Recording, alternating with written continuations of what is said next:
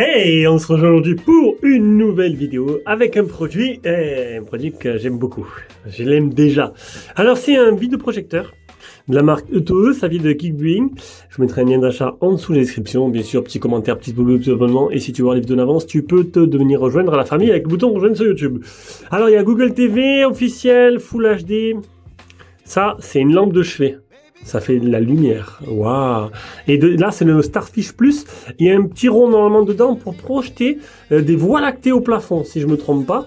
Bon, j'ai un peu regardé, j'ai un peu triché. Rotation d'une seule main sans palier. Lumière d'ambiance. Ça, c'est plutôt pas mal. Correction automatique, insensible du trapèze de 1 seconde. Projette verticalement au plafond. Ultra silencieux, 24,5 décibels. Et une expérience de cinématographique de 150 pouces. Ça m'intéresse. Ça m'intéresse, mais beaucoup. Surtout si on peut le mettre dans ces positions-là et qu'on a un écran. Là, il n'y a pas tous les projecteurs qui font ça. Hein. Tu le mets de côté comme ça et tu arrives à faire un truc bien comme il faut. C'est à tester. Allez, c'est parti. Allez, voilà le contenu de la boîte. Donc, on va commencer par la télécommande. Oh là. Voilà la télécommande. Alors, la télécommande, déjà, ce qui choque, normalement, les télécommandes Google TV, on a les raccourcis vers toutes les applications favorites. Là, on n'a pas. On n'a pas, donc on verra les boutons à quoi ils servent. Donc, choisir la source, la luminosité, on verra. On verra exactement à quoi ils servent. Dans ce petit sachet, tout doux, on aura la deuxième lentille qui va vous permettre de projeter au plafond des voies lactées. Alors ça va être plutôt intéressant de voir. Le chargeur, le câble de chargeur, le chargeur, la notice. Donc ici on aura la lampe, tout simplement, une sorte de lampe de chevet. Alors je trouve ça plutôt sympathique. Voilà. Le support, il tourne. Alors, il tourne pas à 360 degrés. Hein. Il va vers le haut. À voir ce que ça donne. Donc la lentille LED, les capteurs, haut-parleur intégré. Là c'est pour le brancher. Alors ça fait en fait une lampe de chevet projecteur. C'est pourquoi pas, ça peut être sympa. HDMI, USB et port jack. Et en dessous, on aura rien. Mais bon, si ça éclaire bien, ça peut être sympa. 2 en 1, hop, lampe et en même temps projecteur. Pourquoi pas? Franchement, le concept me séduit déjà. Allez, du coup, on se retrouve directement sur Geekbrain. Bien sûr, vous aurez le lien d'achat. Donc, donc c'est bien le Starfish Plus, 180 €. Voilà, 180 €. On va aller voir un peu les caractéristiques. Donc, intégré Google TV intégré, rotation à 140 degrés, écran de 150 pouces, configuration citée par la voix et fonction haut-parleur Bluetooth. Veilleuse tactile, entièrement scellée, donc ça c'est plutôt pas mal. On va aller voir les photos promotionnelles, c'est mieux. Alors 150 pouces, 4 décodages 4K, 140 degrés, Full HD, diffusion sans fil, oui parce que du coup c'est Google officiel, 30 000 heures, les trapèzes automatiques, les mises au point automatiques de l'image, veilleuse tactile 7 couleurs, entièrement étanche, donc il n'y aura pas de poussière qui va s'intiquer dedans. Dernière version de Google avec 10 000 applications, projetée sur tous les angles. Ça va m'intéresser pas mal. 300 lumens Sensi. Alors, 300 lumens Sensi, c'est vraiment le minimum. Ce sera le noir total. Hein. Décodage 4K, HDR10 prise en charge. Bon, avec 300 lumens HDR10, ça risque pas d'être ouf. Mais pourquoi pas. Diffusion sans fil, AirPlay, Google Cast et Miracast. Veilleuse tactile 7 couleurs. Et la lentille magique, lumière étoilée 5 modes. Créer une ambiance, détendez-vous, 6 modes d'ambiance et lumière étoilée 5 modes. Ça va être plutôt sympa de voir ce que ça peut donner. Correction automatique, mise au point automatique, les 30 000 heures IP6X étanche à la poussière. Ça c'est bien pour un projecteur, ça c'est rare. De 40 à 150 pouces, on verra le recul qu'il faut, hein. Et 24 décibels, très silencieux, par exemple on va mini-gré intégré, ça c'est bien aussi. On va pouvoir voir un peu ce que ça donne. Bluetooth 5.0. Et puis voilà, je pense qu'on a fait le tour. 1,5 Go de RAM, c'est pas énorme, mais bon. Et haut-parleur 5 watts. Ah, je suis impatient là, je vais de ce pas commencer les premiers tests. Allez, on se retrouve enfin dans la salle de projection. Donc le projecteur est installé alors, sur une table un peu surélevée. Et il y a des choses à dire là. Il y a des choses à dire. Bon, j'ai paramétré, j'ai mis mon compte. Mais on va commencer de suite. Allez, donc là, comme d'hab, sonomètre pour mesurer les lumens et le mètre pour mesurer bien sûr la distance d'affichage et aussi l'affichage, la distance de l'écran. Voilà, vous aurez compris. On va s'intéresser à la télécommande. Donc en même temps, ce qu'on va faire, c'est qu'on va monter un peu là. Donc la télécommande très simple. Hop, petite mise au point. Donc ça, c'est tout ce qui a un rapport avec le projecteur. Donc en fait, là, tu allumes et tu éteins la lumière. Alors du coup, il faut que je baisse. Hop, là. Donc hop, je vous montre. Voilà, tu allumes. Tu changes les lumières, tout simplement. Ici, c'est plus ou moins lumineux et moins lumineux. Alors je vous l'ai dit, c'est une veilleuse. C'est une veilleuse. Donc vous attendez pas à une lampe de chevet. Oui, je pourrais préférer peut-être une lampe de chevet. Alors maintenant, on va se mettre sur la télécommande. Voilà. Donc ici, c'est pour régler l'autofocus. Je vous dirai après ce que j'en pense. Bouton volume plus moins. Là, c'est pour les trapèzes, revenir à la maison, revenir en arrière, les paramètres, la saisie vocale, les sources. Et ici, c'est pour mettre le mode. Alors, il y a plusieurs modes. Mode étoilé, le cosmos. On testera le petit accessoire qu'il fournit avec. Voilà, tu as même un truc pour Noël et tout, plutôt sympathique. Tout à l'heure, j'avais un Père Noël, je sais plus où il est. Bon. C'est un petit truc en plus qui peut vous intéresser peut-être. Alors on va éteindre la lumière et on va commencer à découvrir le projecteur. Alors les paramètres de projection, qu'est-ce qu'on a? Bon, on peut choisir dans quel sens tu veux projeter l'image. Voilà. On va peut-être monter un peu le trépied, voilà, un chouïa, histoire que l'image soit un peu plus cadrée. C'est parti. Donc réglage de mise au point. Donc en mode automatique, après vous pouvez facilement avec la télécommande. Alors moi j'ai essayé d'avoir l'image à plus nette, je trouve que c'était pas optimal. Après on a le zoom infini, donc c'est pour réduire et agrandir l'image, donc je vais la laisser à 100%, voilà, ça se fera avec le recul. La correction des trapèzes en 3 points, correction rapide à l'échelle, là le réglage de calibration et la réinitialisation. Alors je clique pas sinon ça va partir dans tous les sens.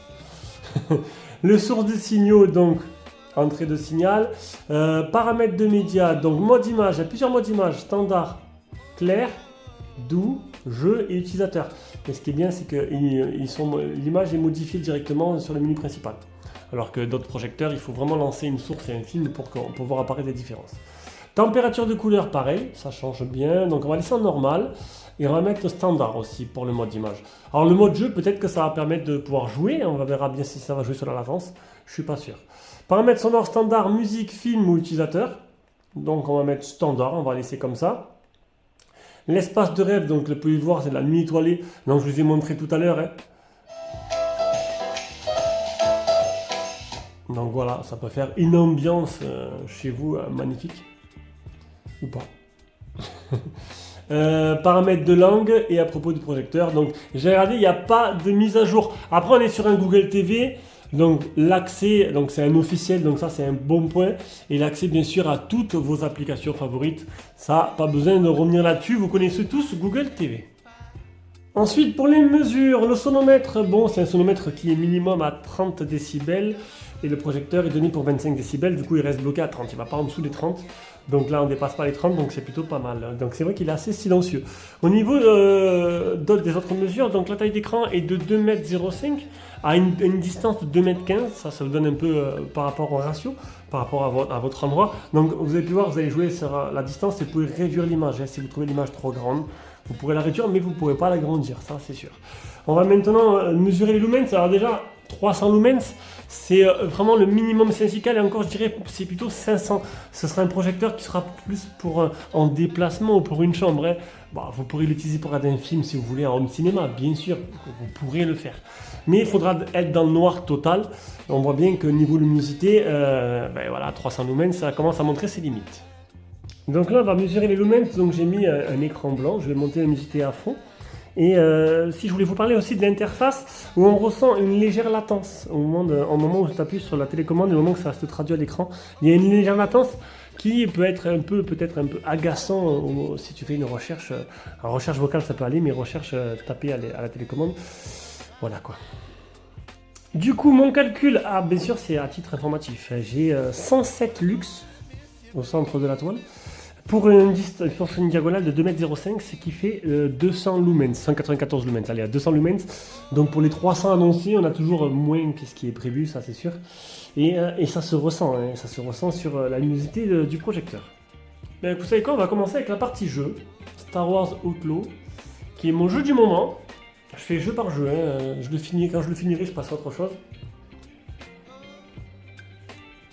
Ah mais attends, je suis bien connecté à mon compte. Ouais. Ah là, il y a dû y avoir une coupure de courant.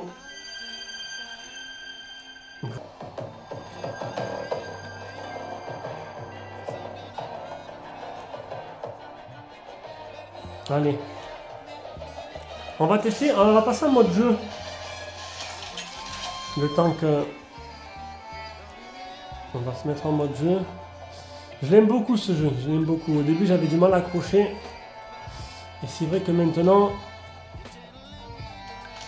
le côté rébarbatif est un peu passé. C'est un peu... ça commence à être un peu plus sympathique.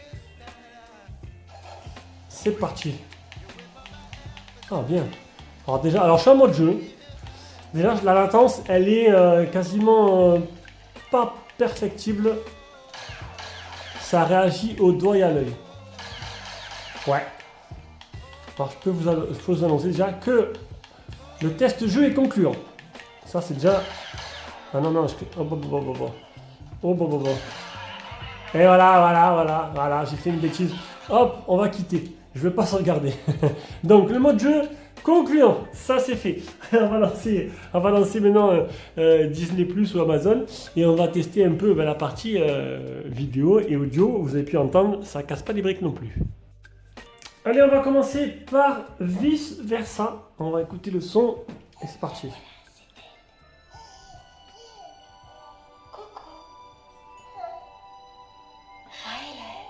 Oh mon petit bout de chou, tu es si jolie, si pleine de joie.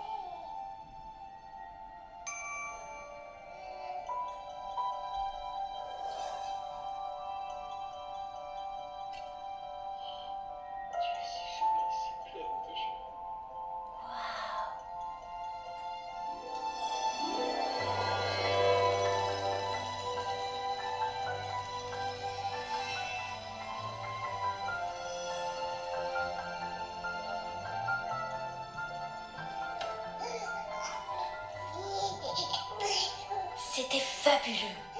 Rien que Riley et moi. Pour toujours. Allez, donc, le son c'est pas top, hein, ça manque de profondeur, ça manque de basse, ça manque de tout. Ça sera dépannage, ça sera vraiment dépannage. Donc une fois qu'on a vu le dessin animé, donc l'image, ça manque de lumière un peu, 200 lumens c'est pas ouf, hein. Ça sera du dépannage. Allez, on va faire une petite session Avatar. À toutes les unités, papa est en tête, on va vers la cible. Escorteur, vous restez au plus près.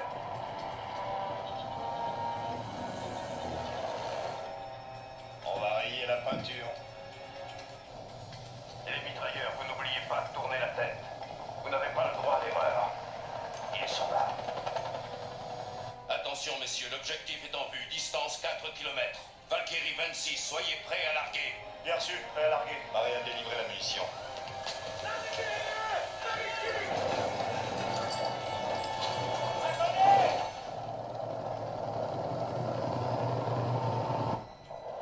Ah mais je suis en mode jeu encore. Est-ce que ça modifie un peu la... Maintenez la position. Il y a du mouvement à 500 mètres. C'est un peu plus coloré du coup.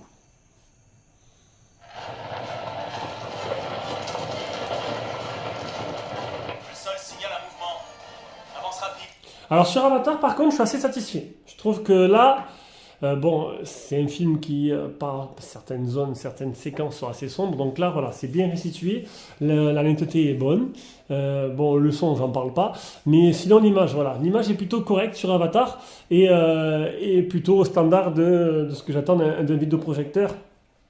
LCD bien sûr, qui maintenant sont quasiment presque tous au même niveau et qui se démarquent un peu pour chacun par leur spécificité. Allez, donc voilà, on va faire le petit point là-dessus. Maintenant, on va revenir à l'accueil. Voilà, l'accueil du projecteur. Donc on a un projecteur qui, à balancelle, ça déjà c'est un très très bon point. Un projecteur à balancelle qui est une petite veilleuse intégrée avec un côté veilleuse intégrée et ce côté où on peut mettre des petites... ça peut faire un truc d'ambiance. Voilà, d'ambiance, vous l'avez vu tout à l'heure. Voilà, c'est ça que je voulais vous montrer. Bon, vous l'avez vu tout à l'heure, mais ça va vous permettre un peu d'apaiser peut-être votre enfant. Donc en veilleuse dans la chambre, en mode au plafond, avec la nuit étoilée, ça peut être un truc plutôt sympathique, je trouve. Voilà. Et puis il y a aussi le côté avec des vidéos pour les anniversaires, pour Noël et tout, qui peut égayer peut-être vos soirées. Donc c'est un produit qui est un peu multifonction.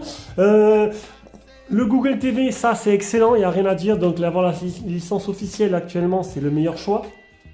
Après voilà, vous l'aurez compris que... Donc en fait, c'est une petite lentille qui va se fixer dessus et qui va vous permettre, je vous montre, d'agrandir l'image et de faire un petit effet panoramique. Ah ben là, il va faire la mise au point. Voilà, alors vous le voyez là, de faire un petit effet panoramique et après projeter au plafond. Ça peut endormir les enfants peut-être plus facilement. Donc voilà, j'espère que cette vidéo vous a plu.